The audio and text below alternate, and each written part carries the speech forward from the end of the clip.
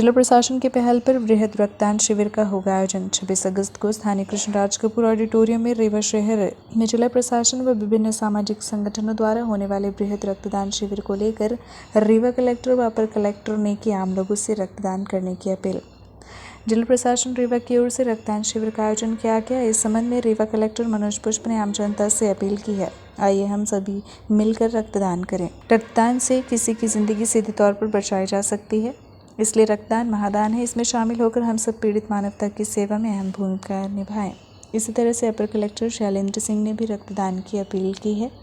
जिला प्रशासन रीवा व विभिन्न सामाजिक संगठनों ने संयुक्त तत्वावधान में आगामी 26 अगस्त को आयोजित होने वाले रक्तदान शिविर में शामिल होकर रक्तदान अवश्य करें, ताकि हम सब मिलकर किसी की जिंदगी को सीधे तौर पर बचा सकें। रक्तदान शिविर 26 अगस्त को स्थानीय कृष्णराज कपूर ऑडिटोरियम रीवा में सुबह 9 बजे से शाम 6 बजे तक आयोजित की जाएगी। 26 तारीख को कृष्णराज ऑडिटोरियम में जिला प्रशासन ने ब्लड डोनेशन कैंप आहूत किया है। ब्लड डोनेशन एक ऐसा पुण्य का काम है जिससे आप सीधे किसी के जीवन बचा सकते हैं। बच्चों के और गर्भवती माताओं के एवं विभिन्न बीमारियों में इसकी अत्यंत महती आवश्यकता होती है। आप सभी से अपील है कि आप बड़ी से बड़ी संख्या में आकर और रक्तदान करें। इस शिविर में जो रक्तदान करना चाहता है उसे पहले से अपना नाम पंजीयन कराना है। इसके लिए अनुभागीय अधिकारी हुजूर को अधिकृत किया गया है। आपसे निवेदन है कि आप उनके पास अपना नाम नोट कराएं, रजिस्ट्रेशन कराएं। हम एक व्हाट्सएप ग्रुप भी इसके लिए अलग से दे रहे हैं और रजिस्ट्रेशन करने के लिए ऑनलाइन व्यवस्था भी कर रहे हैं। आपसे निवेदन है कि इसमें नाम अपना दर्ज कराएं और आकर उस अभियान को सफल बनाएं। आपका रक्तदान किसी की ज़िंदगी बचा सकता है और एक व्यक्ति की ज़िंदगी बचाना मतलब एक किसी पूरे परिवार को बचाने की बात होती है। नमस्कार, मैं शैलेंद्र सिंह, एडिशनल कलेक्टर रीवा हूँ। हम लोग 26 तारीख को बहुत बृहद स्तर पर एक रक्तदान शिविर का आयोजन कर रहे हैं। रक्तदान जीवनदान होता है और व्यक्तियों को बचाने के लिए, घायल या कोई ऐसा व्यक्ति जिसे रक्त की आवश्यकता है, उसके लिए आपका दिए गए रक्त की एक एक बूंद अनमोल है। उसे बचाने के लिए मेरा रीवा ज़िले की पूरी जनता से निवेदन है, करबद्ध प्रार्थना है कि वो अधिकतम मात्रा में रक्तदान करें और रक्तदान के माध्यम से लोगों के बीच में जागरूकता लाएं, अपने साथ वालों को जागरूक करें और यह सुनिश्चित करें कि बेहतर संख्या में रक्तदान की कार्रवाई की जा सके। जिला प्रशासन की ओर से मैं आप सभी लोगों का जो इस कार्य को करने का मन बना चुके हैं या इसमें सहयोग करेंगे, धन्यवाद व्यक्त करता हूं। अफ्रीकन स्वाइन फीवर का संक्रमण रोकने के लिए तत्काल उपाय किए जाएं, यह निर्देश कलेक्टर ने जारी किया। संक्रमित सुकरों की जानकारी के लिए तत्काल सर्वे का भी कार्य शुरू करने के निर्देश जारी किए गए हैं। रीवा नगर निगम क्षेत्र में सुकारों में अफ्रीकन स्वाइन फीवर का प्रकोप हो गया है, जिसके कारण बड़ी संख्या में सुकरों की मौत हुई है।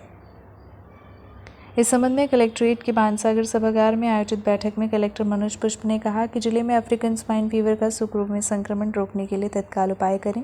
इस वायरस का संक्रमण मानव में नहीं होता, अन्य पशुओं में भी इसका संक्रमण नहीं हुआ है। जिन क्षेत्रों में सुकर पालन होता है वहां तत्काल सर्वे शुरू करके 2 दिवस में संक्रमित सुकरों की पहचान करें। नगरीय निकाय तथा पशुपालन विभाग की टीम तत्काल सर्वे शुरू करे। अफ्रीकन स्वाइन फीवर का प्रकोप होने पर इसका उपचार नहीं है। संक्रमित सुकरों को अन्य सुकरों से अलग कर उन्हें वैज्ञानिक विधि से मारना होगा। शुकर पालकों के साथ बैठक करके इस बात की समझाइश दें कि यदि संक्रमित सुकरों को मारा नहीं गया तो शेष बचे सुकरों में भी इसका प्रकोप होगा। बैठक में कलेक्टर ने कहा कि सुकरों में स्वाइन फीवर का संक्रमण रोकने के लिए दंड प्रक्रिया संहिता की धारा 144 के तहत प्रतिबंधात्मक आदेश जारी किए गए हैं। जिले में सुकरों की खरीद बिक्री, इनका मांस खाने तथा एक स्थान से दूसरे स्थान पर ले जाने पर पूरी तरह से प्रतिबंध लगा दिया गया है। जिले के प्रमुख मार्गों में जांच नाके लगाकर सुकरों का जिले में प्रवेश प्रतिबंधित करें। बीमारी का प्रकोप अभी केवल पालतू सुकरों में हुआ है। वन विभाग के अधिकारी जंगली सुकरों के नमूने लेकर उनकी जांच कराएं। नगर निगम के अधिकारी मृत सुकरों को सुरक्षित नष्ट करने के संबंध में तत्काल प्रबंध करें। बैठक में पुलिस अधीक्षक नवनीत भसीन ने कहा कि नगर निगम तथा पशुपालन विभाग के अधिकारी सुकर पालकों के साथ बैठक करके उन्हें अफ्रीकन स्वाइन फीवर के संक्रमण के संबंध में जानकारी देने तथा संक्रमित सुकरों को नष्ट करने के सुझाव दिए। बैठक में उप संचालक पशुपालन। डॉक्टर राजेश मिश्रा ने बताया कि अफ्रीकन स्वाइन फीवर का प्रकोप केवल सुकरों में हुआ है। मानव अथवा अन्य पालतू पशुओं में इसका प्रकोप का खतरा नहीं है, लेकिन संक्रमित सुकर का मांस खाने से शरीर में विपरीत असर पड़ सकता है। रिवा शहर में लगभग 25,000 सुकर हैं। बीमारी का प्रकोप रतहरा में वार्ड क्रमांक 15 की बंसल बस्ती में सर्वाधिक हुआ है। इसे रेड जोन बनाकर बस्ती में 1 किलोमीटर के दायरे में सभी सुकरों की जाँच की जा रही है। स्वस्थ सुकर के रोग से बचाव के लिए वैक्सीन के टीके लगाए जा रहे हैं। जो सुकर अफ्रीकन स्वाइन फीवर से संक्रमित हो गए हैं उनमें तेज बुखार, उल्टी तथा सांस लेने में तकलीफ के लक्षण दिखाई देते हैं। इन सभी सुकरों को अन्य सुकरों से अलग कर वैज्ञानिक विधि से इंजेक्शन द्वारा मारा जाएगा। सुकर पालक इस कार्य में सहयोग करें। यदि संक्रमित सुकरों को नष्ट नहीं किया गया तो सभी सुकर इससे शिकार हो जाएंगे। बैठक में सुकर पालकों को रोजगार के अन्य वैकल्पिक साधन देने का सुझाव दिया गया। बैठक में अपर कलेक्टर शैलेंद्र सिंह, अधीक्षण यंत्री नगर निगम Shailendra Shukla, SDM Huzur Anurag Tiwari, deputy collector Sanjeev Pande, SDO वन ऋषि मिश्रा, यातायात प्रभारी दिलीप तिवारी तथा पशुपालन विभाग के अधिकारी उपस्थित रहे। कलेक्टर ने सुकरों के संक्रमण रोग की रोकथाम के लिए जारी किए प्रतिबंधात्मक आदेश। अफ्रीकन स्वाइन फीवर की रोकथाम के लिए प्रतिबंधात्मक आदेश जारी। रीवा नगर निगम के कुछ क्षेत्रों में सुकरों में अफ्रीकन स्वाइन फीवर रोग के लक्षण पाए गए हैं। इनके नमूनों की जांच के बाद राष्ट्रीय उच्च सुरक्षा पशु रोग संस्थान द्वारा सुकरों में अफ्रीकन स्वाइन फीवर रोग की पुष्टि की गई है। जिले के अन्य भागों में सुकरों पर इस संक्रामक रोग का प्रसार रोकने के लिए कलेक्टर एवं जिला दंडाधिकारी मनोज पुष्प ने प्रतिबंधात्मक आदेश जारी किए हैं। यह आदेश 21 अगस्त 2022 से आगामी आदेश तक लागू रहेगा। जारी आदेश के अनुसार सुकरों में अफ्रीकन स्वाइन फीवर रोग की पुष्टि होने पर रीवा नगर निगम क्षेत्र के वार्ड क्रमांक 15 में सुकर पालकों के आश्रय स्थलों को ईपी सेंटर घोषित करते हुए इस स्थल से 1 किलोमीटर की परिधि को संक्रमण प्रभावित जोन घोषित किया जाता है। साथ ही इस क्षेत्र से 9 किलोमीटर की परिधि को सर्विलांस जोन घोषित किया जाता है। इन क्षेत्रों के अलावा जिले के अन्य क्षेत्र फ्री जोन रहेंगे। Prevention and control of infection and contagious disease in animal act 2009 के प्रावधानों के तहत अफ्रीकन स्वाइन फीवर को रोकने के लिए इन्फेक्टेड जोन में प्रतिबंधात्मक आदेश लागू रहेंगे। जारी आदेश के अनुसार इन्फेक्टेड जोन में पाए जाने वाले सभी सुकर आश्रयों में सुकरों की आवाजाही पूरी तरह से प्रतिबंधित की जाती है। सभी सुकर पालकों से गत 30 दिवसों में सुकरों के परिवहन की जानकारी लेकर रोग के संभावित ईपी सेंटर का चिन्हांकन किया जाएगा। इफेक्टेड जोन में पाए जाने वाले सभी शुकर आश्रयों के शुकर मालिकों तथा संपर्क में आए अन्य व्यक्तियों की आवाजाही पूरी तरह से प्रतिबंधित की जाती है। संक्रमण क्षेत्र में आने वाले सभी वाहनों का सैनिटाइजेशन किया जाएगा। इन्फेक्टेड जोन के सभी प्रकार के सुकरों का वैज्ञानिक मानवीय विधि से वध किया जाएगा। मृत सुकरों के शरीर को प्रभावित क्षेत्र में ही गहराई में दफनाकर उनका निष्पादन करें। नगर निगम रीवा के स्वास्थ्य अधिकारी विभिन्न वार्ड में मृत शुक्रों का सुरक्षित तरीके से लिक्विडकारी से परिवहन कराकर वैज्ञानिक तरीके से निष्पादन कराएं। मृत शुक्रों का निष्पादन पशुपालन विभाग की देखरेख में नगर निगम द्वारा किया जाए। इसके लिए नगर निगम द्वारा कुटुलिया वार्ड में स्थान निर्धारित किया गया है। बस पिछले दिनों में रीवा में स्वाइन फ्लू जैसी एक बीमारी आई थी, जिसके कारण सूकरों के डेथ की काफ़ी इंसिडेंट्स आए थे। इनके सैंपल भेजे गए थे और कल सैंपल की रिपोर्ट आई है, जिससे ये पुष्टि हुई है कि अफ्रीकन स्वाइन फीवर के वायरस मौजूद हैं। और इसके लिए ज़रूरी है कि जो इंटरनेशनल प्रोटोकॉल है उसका पूरी तरीके से पालन किया जाए। जो एपिसेंटर है उसकी घोषणा कर दी गई है, जो सर्विलेंस एरिया है उसकी घोषणा कर दी गई है। उसके अनुसार वेटनरी, रेवेन्यू, पुलिस और नगर निगम की टीम मिलकर उस इलाके में कलिंग का काम करेगी, सर्विलेंस का काम करेगी और उसके बाहर का जो इलाका है जहां पर सर्विलेंस करना है वहां पर बीमारियों के पूरी सर्विलेंस की व्यवस्था होगी। ये आज से ही काम शुरू किया जा रहा है। इसके अलावा पूरे ज़िले में किसी भी तरह के शुकर के मांस के विक्रय पर उसके व्यापार पर और उसकी आवाजाही पर प्रतिबंध लगा दिया गया है।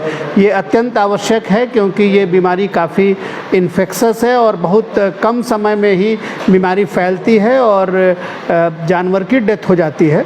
इससे बचाव का एक यही तरीका है कि हम इस इंटरनेशनल प्रोटोकॉल का सख्ती से पालन करें। हमने नगर निगम और रेवेन्यू की टीम को कहा है कि शाम के समय अभी सेकेंड हाफ में नगर निगम में जो पालक हैं उनकी एक बैठक भी कर ले ताकि उनको भी इस प्रोटोकॉल की पूरी जानकारी दी जाए।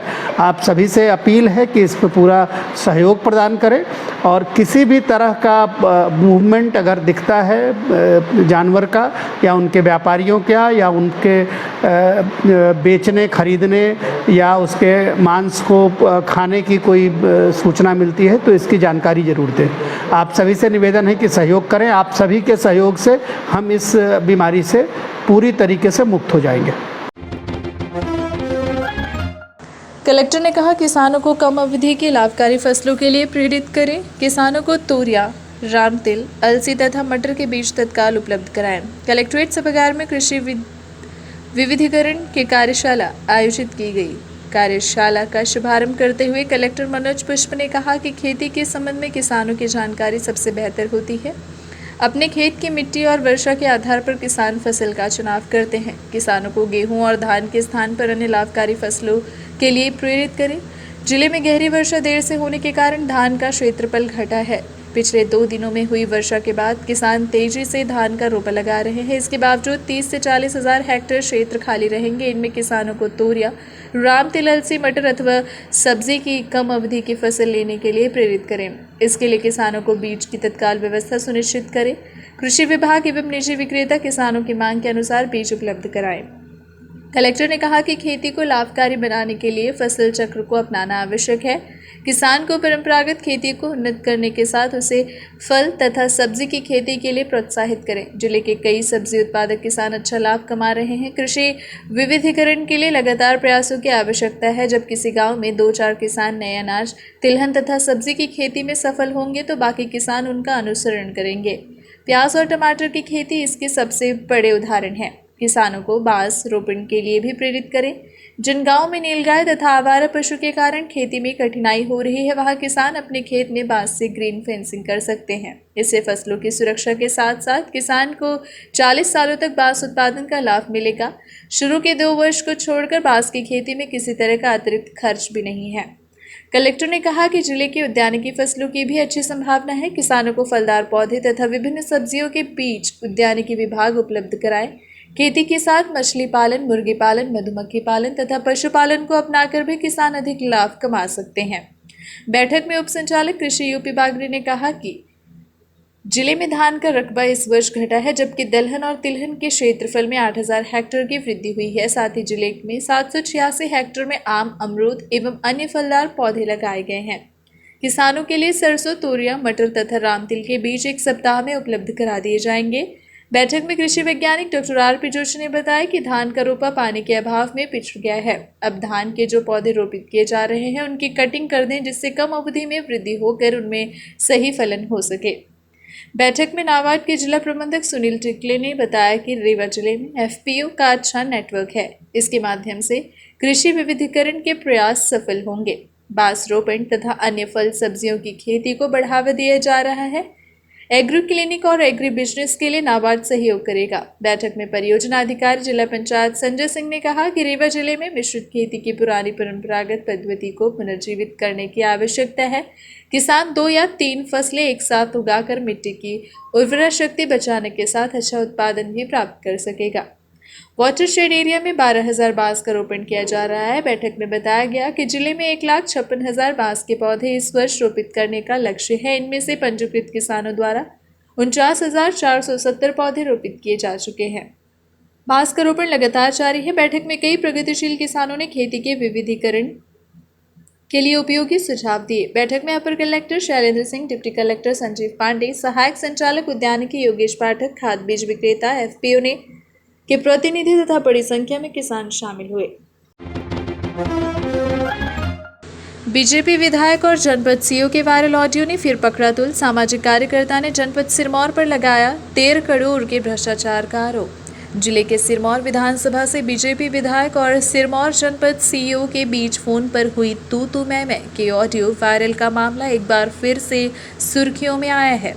ऑडियो वायरल होने के बाद सीईओ पर जानलेवा हमला भी हुआ था। रविवार को समाजसेवी बीके माला ने पत्रकार वार्ता कर विधायक और जनपद सीईओ के बीच हुई बातचीत के वायरल ऑडियो को संदिग्ध बताया और यह भी कहा कि ऑडियो की जांच की जाए, जिससे यह साफ हो जाएगा कि जनपद सिरमौर में व्यापक स्तर पर भ्रष्टाचार हुआ है।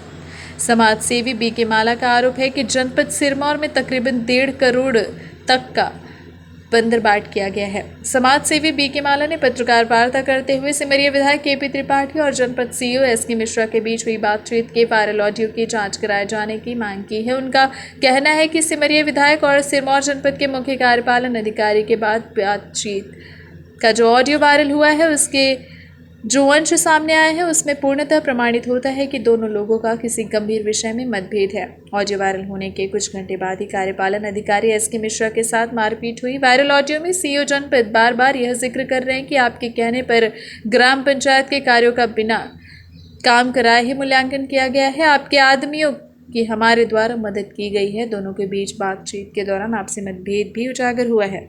समाज सेवी बीके माला ने कहा कि विधायक और सीईओ के द्वारा वायरल ऑडियो की पुष्टि कर दी गई है, जिससे यह प्रमाणित होता है कि ऑडियो में जो भी बातचीत है वह इन्हीं दोनों के बीच की है। वायरल ऑडियो की बातचीत अति संवेदनशील है, जिसमें ग्राम पंचायत को लेकर चर्चाएं हो रही है। समाज सेवी ने कहा कि हमारे जांच के अनुसार सिमरिया और सिरमौर में लगभग 1.5 करोड़ का व्यापक स्तर में भ्रष्टाचार किया गया है। इसके अलावा उनके द्वारा पूर्व में भी जिला पंचायत सीईओ से आरटीई के तहत गौशाला वृक्षारोपण के मानक और मापदंडों के लिए आवेदन किया गया था। साथ ही इनके द्वारा बार बार यह कहा जा रहा था कि समूचे रीवा जिले में लगभग 800 करोड़ रुपए का भ्रष्टाचार किया गया है, जिसमें 1.5 करोड़ रुपए का भ्रष्टाचार मात्र 2 ही विधानसभा से निकलकर सामने आया है। समाज सेवी बीके माला ने कहा कि वायरल ऑडियो मात्र इसी का चर्चा है और यही कारण है कि विवाद की स्थिति निर्मित हुई है। पत्रकार वार्ता कर समाज सेवी ने पूरे मामले और वायरल ऑडियो को लेकर न्यायिक जांच की मांग की है। इसके साथ ही उन्होंने मामले की जांच सीबीआई से कराने की बात कही है। मामले की शिकायत आर्थिक अपराध ब्यूरो के अलावा सदन और मुख्यमंत्री से की जाएगी, ताकि इनके खिलाफ एफआईआर दर्ज कर जाँच की जानी चाहिए। दरअसल बीते दिनों सिमरिया विधायक केपी त्रिपाठी और सिरमौर जनपद सीईओ का एक ऑडियो सोशल मीडिया में जमकर वायरल हुआ था, जिसमें दोनों के बीच काफी हद तक गहमा गहमी हुई। उस ऑडियो को सुनने के बाद माननीय विधायक श्री केपी त्रिपाठी जी विधानसभा सिमरिया और सिरमौर जनपद पंचायत के मुख्य कार्यपालन अधिकारी दोनों लोगों के आपस की बातचीत के जो अंश सामने आए हैं, उस अंश से अब पूर्णतः प्रमाणित होता है कि दोनों लोगों का किसी गंभीर विषय में मतभेद है। निश्चित तौर से मुख्य कार्यपालन अधिकारी के साथ मारपीट हुई। इस घटना की हम निंदा और भर्त्सना करते हैं। उनके जल्दी स्वस्थ होने की ईश्वर से प्रार्थना और कामना करते हैं। कानून को अपने हाथ में किसी व्यक्ति को लेने का अधिकार नहीं है और इस प्रकार के प्रक्रिया को जन्म देना या परंपरा स्थापित करना निश्चित तौर से लोकतंत्र की शुचिता व मर्यादा व्यवस्था के अनुरूप नहीं है। इस प्रकार की ऑडियो में कई बार जिक्र हो रहा है। उस ऑडियो में इस बात का बार बार जिक्र हो रहा है कि आपके कहने पर हमने ग्राम पंचायत के कार्यों का बिना काम के मूल्यांकन कर दिया और हमारे आपके आदमियों को हमने मदद की है।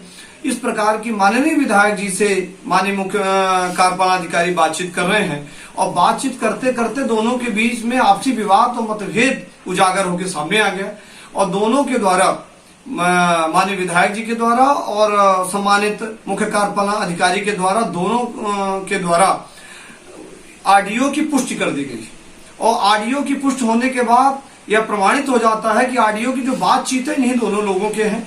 तो ऑडियो की प्रामाणिकता का प्रश्न नहीं है। तो जो ऑडियो में बातचीत हुई है वो निश्चित तौर से अति संवेदनशील है और उसमें ग्राम पंचायत को लेकर चर्चाएं हो रही हैं। हमारे विचार के अनुसार और हमारे तहकीकात के अनुसार ग्राम पंचायतों में सिरमौर और सिमरिया में लगभग 150 करोड़ का व्यापक स्तर में भ्रष्टाचार है।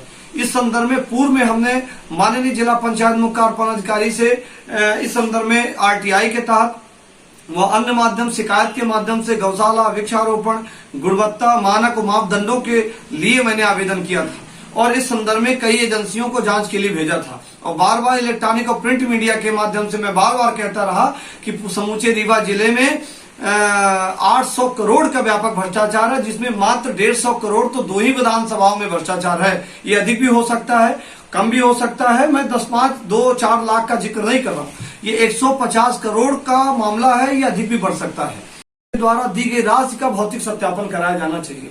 इस प्रकार के और इस ऑडियो में मात्र महज इसी बात की लेकर चर्चा है और इसी बात को लेकर विवाद स्थिति निर्मित हुई है। पूरे ऑडियो के निष्कर्ष में जब हम पहुंचते हैं तो इसी प्रकार का व्यापक भ्रष्टाचार का जिक्र है, लेन देन का जिक्र है, भौतिक सत्यापन का जिक्र है, राशि देने का जिक्र है, कार्य कराने का जिक्र है, कार्य न होने का जिक्र है। तो इस प्रकार का हमारे एक जनप्रतिनिधि की विधायक हैं और एक मुख्य कार्यपालन अधिकारी है, जिनको स्वयं काम का भौतिक सत्यापन कराना है, राशि आवंटित क्षेत्र में करनी है, कितना काम हुआ है इसका मूल्यांकन करना है। इस समूची प्रक्रिया उनके दोनों लोगों के बीच की बात है। पर मेरा ये तर्क है कि इसकी न्यायिक जांच होनी चाहिए और ऑडियो के बातचीत की पूरी न्यायिक जांच होनी चाहिए। और यहां तक कि मैं सीबीआई के लिए विषय उठा रहा हूं, पर स्टेट गवर्नमेंट सीबीआई जांच नहीं कराएगी, पर न्यायिक जांच जरूर होनी चाहिए और आर्थिक अपराध इसकी इंक्वायरी करे और पुलिस महानिर्देशक आर्थिक अपराध को इस आशय का हम पत्र प्रेषित करेंगे और साथ में सदन को भी अवगत कराएंगे, माननीय मुख्यमंत्री जी को अवगत कराएंगे वर्किंग डे में। और हमारी जांच की मांग की है कि इनके खिलाफ एफआईआर दर्ज किया जाना चाहिए, इसकी न्यायिक जांच होनी। आपने 150 करोड़ रुपए के भ्रष्टाचार की बात कही, आरोप लगाया आपने, किनके द्वारा किया गया है, कौन कौन सा? निश्चित तौर से मुख्य कार्यपालन अधिकारी जनपद पंचायत भी इसमें शामिल हो सकते हैं और उसमें साथ में और भी लोग शामिल हो सकते हैं जो ग्राम पंचायत के लोग हैं, सचिव हैं, रोजगार सहायक हैं, ग्राम पंचायत के प्रधान हैं, जिला पंचायत हैं और जिला पंचायत के कई वरिष्ठ अधिकारी शामिल हो सकते हैं, जनपद पंचायत के मुख्य कार्यपालन अधिकारी हो सकते हैं और भी जो भी इसमें संवाद है। जैसे ऑडियो में जो बातचीत हुई है, कौन व्यक्ति है, किस व्यक्ति को लाभ पहुंचाया गया है, ये जब जांच होगी, न्यायिक जांच होगी, तो निश्चित तौर से ये जांच में बड़े खुलासे हो सकते हैं। बहुत सारे जनप्रतिनिधि के नाम आ सकते हैं, डायरी में किसका किसका नाम लिखा। विधायक पर आरोप है आपका? निश्चित तौर से बातचीत में जो बातचीत के अंश हैं, हम न विधायक पर आरोप लगा रहे, न हम उन पर आरसीओ पर आरोप लगा रहे, हम आरोप लगा रहे प्रक्रिया पर कि 2 लोगों की जो जांच हुई है, जांच जन से निश्चित करे कि वास्तव में वास्तविकता है क्या। ऑडियो में कोई इतनी बड़ी ऑडियो वायरल हो रही, पूरे देश में, समूचे देश में ऑडियो वायरल हो रही और ये किन कारणों से चर्चाएं हुई हैं, इसकी जांच हो और जांच में निष्कर्ष में जो पाया जाता है, जो जिनके खिलाफ प्रकरण पंजीबद्ध होता है होना चाहिए, उनके खिलाफ एफआईआर दर्ज होनी।